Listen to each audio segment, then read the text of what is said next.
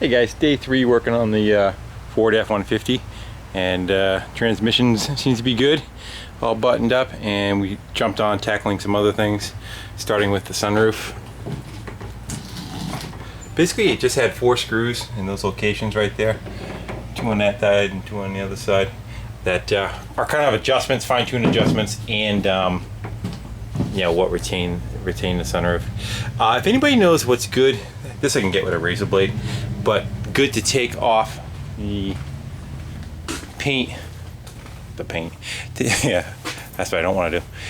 Take off the duct tape or masking tape off of paint without the image in it. This is the crap that's on the roof that they put on there. Thinner maybe? I just don't want to kill the paint, you know. Maybe WD-40. I never had really good luck with WD-40 though. Oh, shut up. Let's get the key out of it. Alright. Here's what was wrong with the sunroof. It has these linkages on the side. And they're just, this piece right here is just plastic, and it's a guide. Probably allows the window to kick up and then to drop down and go under. But they are, there's a broken piece of plastic there, and this linkage was just laying in the hole. Looking at the other side, there is like a, on here and on here, there's a bridge probably about an inch long, and it looks like a piece of about 1/4 inch key stock, but they're made out of plastic, and they rode in grooves. So we can get you in there. Down below, right down in here, one inside and the outside. I looked it up last night. The other side, it's kind of the same issue on the other side, not quite as busted up as this side is. The kit is $119, and it comes with basically all the repair parts that you need, other than cables, and the cables do seem to be going forward and back on this. But with it, and it talked about instructions saying that you have to pull the headliner down and pull the whole assembly down underneath, then split the system apart, install all the pieces, and put it back up and in. And it said roughly 4 hours labor. I don't know if I want to get in all that, at least not right now, and spend the $119. What I may do is just put it back together as best as possible, get it so it's sitting flat and right. I might even be able to do it where, I don't know if I could disconnect the cable. Actually just physically grab the glass, push it forward and push it back if you want. Or I'm just going to leave it in the closed position and I'll unplug the switch. Alternator. The old alternator that I took out. And I went to our local junkyard. And they had one, everything was physically the same on it. Size-wise, I have a feeling it was probably a little higher amperage than the one that's in here. This is a remanufactured one. I'm not sure what the output is. And the only difference being the colors of the plugs, if that's even a difference, I don't know. I would think that would kind of dictate what the amperage is. And this one is more of a white. The one I put in there is like a dark gray. And I think it had a red boot or a purple boot on here, on the wire, but that stayed on the vehicle. What I took it out of was a Crown Victoria, some year 2000 Crown Victoria police car. Had the spotlight on the side. And I took the original battery and I charged it up. And if you guys ever used one of these before, they're pretty good tools for what they are. Harbor Freight has them cheap. I think I got this one at a yard sale for a couple bucks. You already showing just shy of 13 volts, so a fully charged battery should be around 12.7 volts, and then you put a load on it. This thing has a coil in it, and it acts like a short to put a load on it. And if you gotta read that 12 volt bottom scale, we're still in the green on the bottom. So that battery actually is showing that it's good. You gotta hold it there for, I think it's 10 seconds. Yeah, 10 seconds. And then you would make the reading at 10. But it's holding steady. And again, we're at about 12.7 volts running. I put a meter on the old one before I took it out. It was just hanging out at around 12.2 volts. You start it up, it would 12.7. You start it up and go down to about 12.2. And if you rev it up, the light would go out. But it wasn't making any sense because I put a meter on it, revved it up, it still wasn't putting any voltage out. So now you run it, and you start it up. Here's the thing, I'll show you in a second, is that when it runs, it probably goes through like a diagnostic every time you start it up, and it seems like the battery light will come on.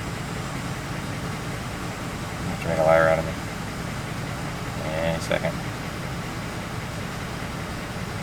But the charging system shows that it's okay. There it goes, see? So it goes through like a diagnostic. That gauge doesn't ever really even seem to move neither. But if you come out here, and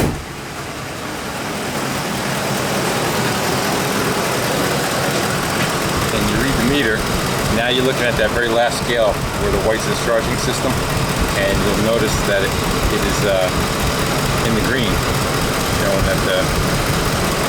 If you rev it up, it actually goes a little bit higher too. Around just around 14 volts. Anything higher than that, then you're overcharging. So the charging system shows that it's working okay, but I got a light on now. I don't quite know. I'm gonna try hooking my analyzer up to it and see if it kind of shows any kind of fault. But I have a feeling somebody was playing with this before. When I got the truck, the light didn't come on, but it never seemed like it had a good charge. No matter what you did, the battery always was barely able to start the truck. It was always just a couple of and then start. Now when you turn it, you can hear it in the, with that battery, it's normal, just and going. So the battery was in a constant state of just barely being charged or discharged, not up where it should be. It's not very old. I actually cleaned it off. The date of it's 2011, so it's only a year old, year and a half old. And I have a feeling they've been probably chasing some problems with the system for a while. It's probably another reason why they got rid of it. Everything's working now. You put a load on, turn the headlights on, turn the fan on, the AC on, and the charging system keeps right up with it. So other than that light staying on, and that gauge not working, maybe there's a fault in that part of it.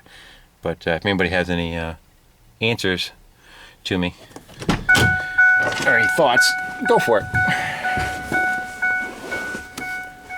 So that's where we are. I'm going to go to another junkyard. The only thing that's missing, it does not have a spare tire.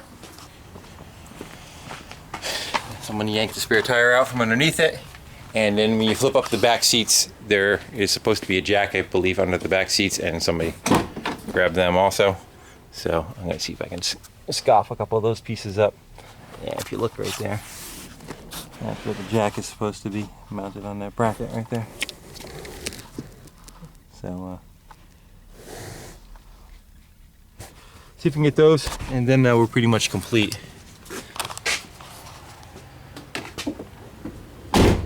Everything else seems to be good. The brakes seem fine. Emergency brake works.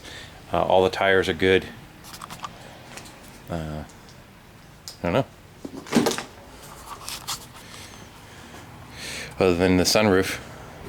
And body damage, the only thing is right here. It's starting to bubble through a little bit right there, and a little bit right there. The rest of it, as you walk around, it seems pretty tight. The tailgate's good. It's not all beat up. And again, I said it's never towed anything. The trailer hitch has never had anything inside it. The paint's good on it.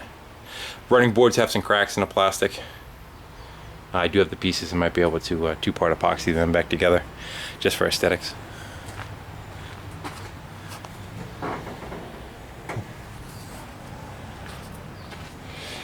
Alright guys, might be doing a road trip. I'll take you with me. We're doing a little Yankee swapping with a friend of mine for the RD, which is all cleaned up and ready to rock and roll. Took it down the road. That thing screws.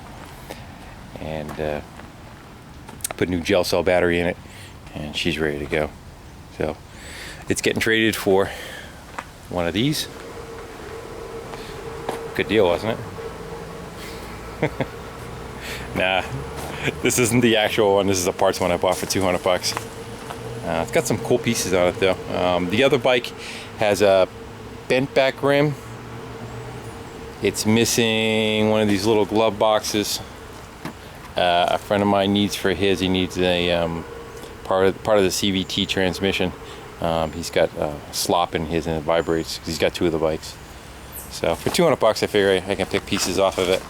It's actually got I don't know if you can see it. It's got a monoshock in the center of it. There it is, down in there. It's a monoshock cylinder, but it's adjustable. It's got a little valve somewhere over here, right here. Got a valve on it that you could change the preload on it, so I could use that for another project of some sort. And just pick, you know, the throttle's good on it. This has a blown motor in it. I seized the crank, he ran it with no oil. The kid that I got it from was, I think, missing a couple of chromosomes or something. He just was not there. I had a handicap plate on it. He crashed on it. I think he said 2 or 3 times. Broke his leg real good. And he was like 90 pounds soaking wet. How far do you think he slid down the road on that foot peg? Ground that whole sucker away. He said he went down on the highway. Slid for a long time. He was riding in March and hit ice. And this side's all trash too. But that's what the new one looks like, but definitely in much better shape. Alright guys, I'll stop yapping. Thanks for watching and commenting, subscribing, and all the above. Take care.